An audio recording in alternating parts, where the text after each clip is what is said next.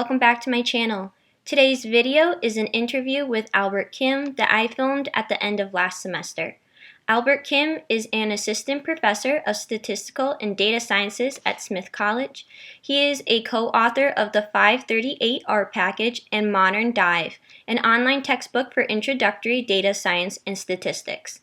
His research interests include spatial epidemiology and model assessment and selection methods for forest ecology. Previously, Kim worked in the search ads metrics team at Google, as well as at Reed, Middlebury, and Amherst colleges. Be sure to check out the links to his Twitter and YouTube channel in the description below. Also, make sure to comment below on topics you would like covered or individuals you would like to hear from. Alright, let's get into the video. To start off and say thank you so much for meeting with me today and answering some of my questions. No problem. This sounds like a fun initiative. Yeah, I'm really excited. Okay, so can you tell me a little bit about yourself, such as your background for school and the programs that you did and what got you interested in this field? Okay, so why don't we start at the beginning? I went to university, is what we call college in Canada, at McGill University. And I did my degree in a joint major in mathematics and computer science. They didn't have a stats undergrad at the time, so I did basically a combination of math and CS and just took a whole bunch of stats courses. So what got me interested in this field was I enjoyed math and I enjoyed programming, but I think that the labor market in math is a little tight, especially if you do pure math. So applied math was something I was considering, but then I had a really, really great class with a stats prof, and that's what got me into statistics, and I went to graduate school from there. Okay, thank you. Okay, so then currently you're a professor at Smith. So where have you worked prior to Smith, and what were the titles of your previous roles?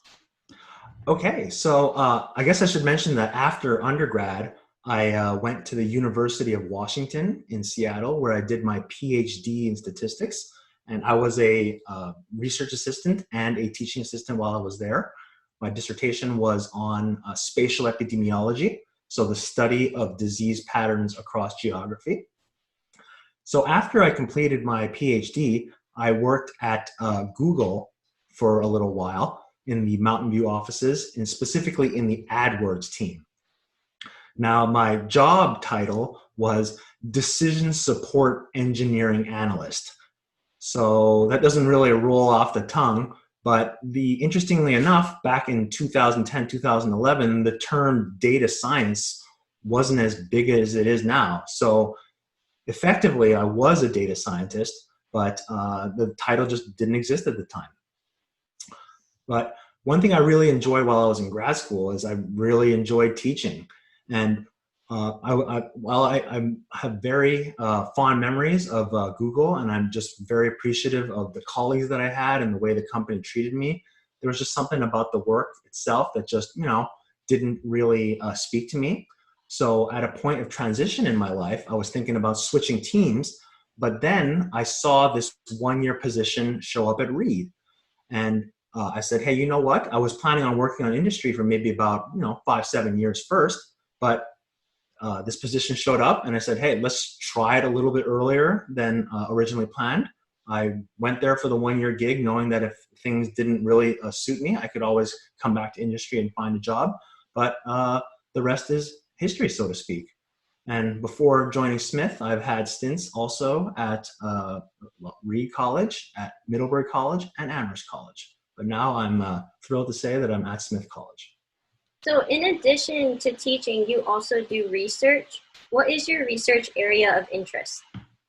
Yeah, so when I was a graduate student, like I said, I did research in spatial epidemiology. So again, the study of disease patterns across geography. But I want to note, especially in these times, that I focused on non-infectious diseases, in particular cancer. Because when you want to model infectious diseases, that's a whole different ballgame, because you have to model the transition network, or the transmission network. So my current research centers on forest ecology. So while I was at Middlebury College, I met somebody in the bio department who works in ecology. His name is David Allen. It started off as just a simple kind of collaboration, but one thing led to another, and I've sort of reoriented my research focus to be on forest ecology. So again, I'm not a forest ecologist by training, but I'm learning about the science, I'm learning about the context, but what I hope to bring is, you know, a knowledge of statistics, data science, and machine learning, and apply that in a forest ecology setting. That I think that that's so interesting because it just goes to show how data science can be used in all different fields. There was a very famous statistician by the name of John Tukey who said that the greatest thing about being a statistician is that you get to play in everybody's backyard. So I think that today that applies to data scientists as well. Yeah. So what would you consider your areas of expertise? And I guess this kind of goes with like specifically in the data science field. So one definite area that I spend a lot of time on is pedagogy. So I mean, I work at a liberal arts college where teaching is weighted very importantly. So I definitely like to spend time thinking about ways to effectively teach the many components in data science.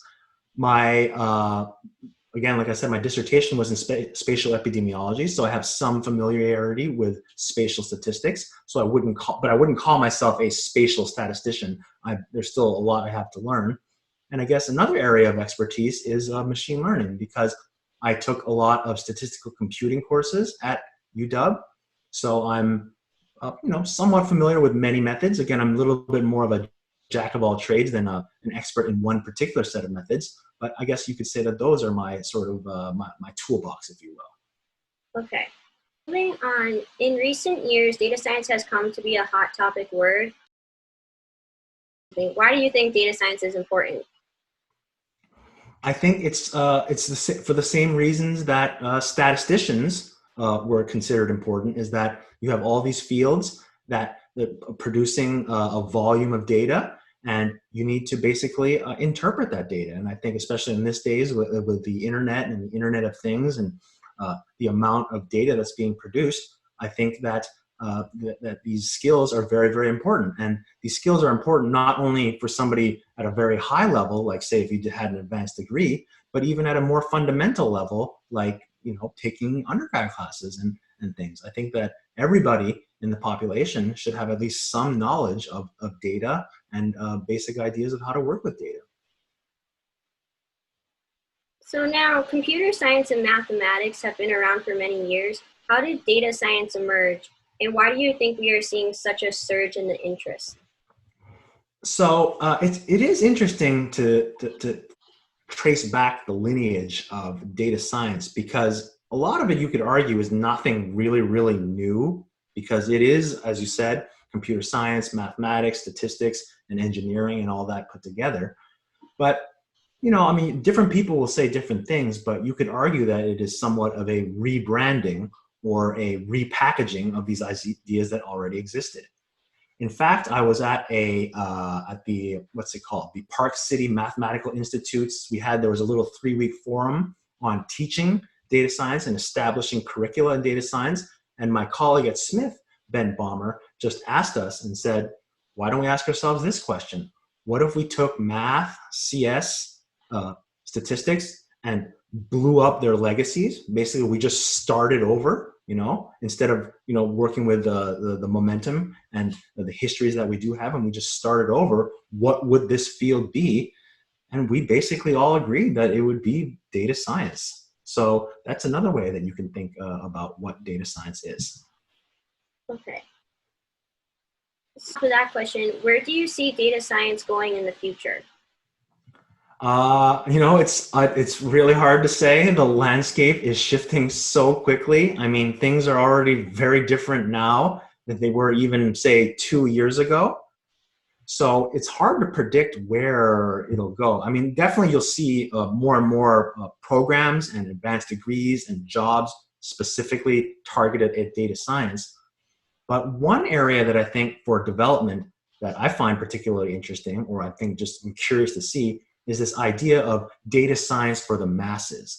So it's not just data science for individuals who, for example, are maybe programmers or mathematicians or engineers, but really data science for people who maybe at the moment aren't as well versed in such skill sets. And I think one area that I'm just particularly curious about is the idea of data science in the humanities, because humanists work with data too. I mean, it's all on records, it's in books, Google Books, and so on and so forth. So it would be interesting to see that as data science gathers more and more momentum, and as it spreads to beyond just the usual suspects of math, computer science, and statistics, where will that go? And I think that there's many exciting opportunities that can arise from that. Also, just as a side question, a lot of people online, like in forums and chat rooms, they talk about being beginner data scientists and wanting to get more involved in the field, but not really knowing where to start with programming languages. Do you think that R is a good place to start? Do you think R and Python? Do you think Python is good, but say like Java or C might be better? What is kind of the rule of thumb of programming languages for those interested in data science? I think the rule of thumb is you want to start with a programming language that doesn't involve compilation. I think the term for that is interpretive language. I'm not sure. But for example, when you're running a program in C++ or Java, you basically have to write all your code, compile it, meaning turn it all into something that a computer can understand. And only after that full process do you know if your code even works. The beauty of languages like R and Python is that you can do things incrementally. You don't have to ensure your entire program works before you have some idea of what you're doing.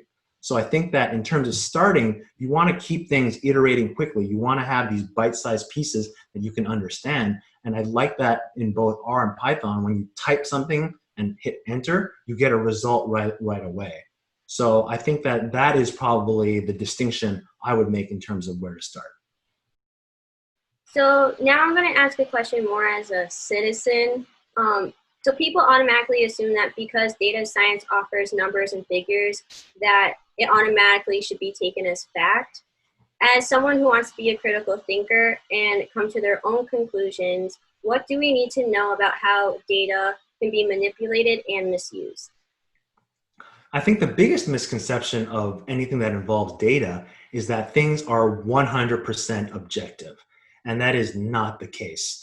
Even in a simple data analysis where you're taking, a data set and you're, maybe cleaning the data, making a couple of visualizations, running a regression model and presenting the results, there's all sorts of choices that the analyst needs to make. And the method by which you make these choices is not only part science, but it's also part art. So I think that a lot of people assume when they hear data, oh yeah, that's objective, there's no bias. But there's, again, like I said, there's all these decisions that need to be made along the way that different people are going to make different decisions. So there is a high degree of subjectivity in any sort of data science project. So then going off of that, you were talking about bias. I've learned in classes that there are different variables that can affect predicted values. So my question now is, how can we determine the accuracy of a predictive algorithm, and where is there possible room for bias? So that is a great question. I think the most fundamental area that bias can be introduced in any kind of predictive algorithm is when you make a predictive algorithm, you have to sort of train your algorithm, meaning you have to give it some input so that it can learn what it is a good prediction and a bad prediction is. So you need to feed it that data. But this is where the bias can be introduced. So for example, let's say you're trying to predict cases of COVID-19, but your data only represents individuals of a certain socioeconomic class because they can afford to go to the hospitals that record a lot of this data. Well, yeah, then a problem is that these predictive algorithms might not generalize to individuals who are not in that socioeconomic class. So that is definitely probably the biggest area of where bias can be introduced, is that if the data that you use is not representative of the entire population or everybody or everything that you're trying to predict, you're going to have bias. So I think that's probably the number one source that you need to be aware of when making predictive algorithms. Connecting back to the COVID-19, we see that a lot of countries are using their own predictive algorithms right now, some perhaps better than others. How accurate do you think these predictions are? And because the data is still very limited, do you think it is possible to develop an algorithm that supports the trends we are currently seeing regarding the number of deaths and infections, or because there's not a ton of data out there, we won't really know until the future? Okay, so I'll let's tackle that in two parts. I'll answer the first part, and then I'll probably ask you to remind me of the second part. So the first part, you were talking about the accuracy of these prediction models that various governments are using. So again, I'm not completely well versed in the nature of these algorithms and how they're being made. I mean, at the very least, you hope that the individuals who are making these predictions have a certain amount of transparency, so that, you know, maybe not just your average person, but at least somebody who has a little training can go and dig in and critique and question these algorithms. So as to the quality of these things, I mean, I've only heard anecdotally from colleagues that, you know, certain places have better predictions, if you will. But I think that an important component in any algorithm mechanism that also you use to inform public health decisions is that you have to also have a mechanism for modeling and communicating uncertainty. So on the one hand, you make a prediction, but how much error do you anticipate? How sure are you of this prediction? That's one thing. But then the other thing is how do you communicate this uncertainty? And this gets at something very fundamental that we saw with misinterpretations of a lot of the polls from elections. So for example, I believe in the 2016 election, Nate Silver and his 538 blog said that there was a 79% probability that Hillary Clinton was going to win. Now, in a sense, he was the least wrong. I mean, he was wrong in that it was greater than 50%, but he was the least wrong. But different people had different interpretations of what that 79% meant. So I think that to answer that question, there's two elements. There has to be some notion of the uncertainty and the error around that prediction, and you have to have a good way to communicate that. Now, could you remind me of the second part of that question? Yeah, so then the second part is about how data is still limited. And also with this question, I'm thinking about how, like, the criteria for being considered dead by COVID-19 in Italy is different than the criteria to be considered dead from COVID-19 in the US. So do you think that it's possible to develop an algorithm that can support the trends and predicted values of number of deaths and infections now? And I guess also, like, do you think people in the US could create an algorithm that could say how many are going to die around the world total versus the US? Or because the criteria is different from country to country, we can't really make those predictions? I think you've got it spot on right there, that even if somehow we had a reasonable algorithm that worked for one set of data, different countries have different standards for data collection. So it is the issues facing, I think, a lot of these predictions are even more fundamental than just what algorithm you use. For example, who do you count as a death due to COVID versus not? I've heard that there's some debate as to what constitutes a death caused by COVID. Or I think another area for that will inject heterogeneity between countries is the amount of testing. So I think the idea of having a global omnibus model that will work for all countries has to take into account all this heterogeneity, and that's going to be really, really hard to do. Now, again, I'm not an expert on predicting infectious diseases, but I can see that that would be a problem. So at least on a state level, you can assume that within a particular state in the US, there's some standardization of counting and collecting and storing data. So the idea is, how do you take these individual states that all have their own standards, generalize all that up to a single model that it takes into account this heterogeneity? Oh, I think this is where my knowledge of these algorithms sort of breaks apart, and I don't know how you would do that. Okay. So that's all my questions for now. I want to say thank you again for taking the time to meet with me today and to answer all of my questions. Absolutely. They were wonderful questions, and thank you for having me.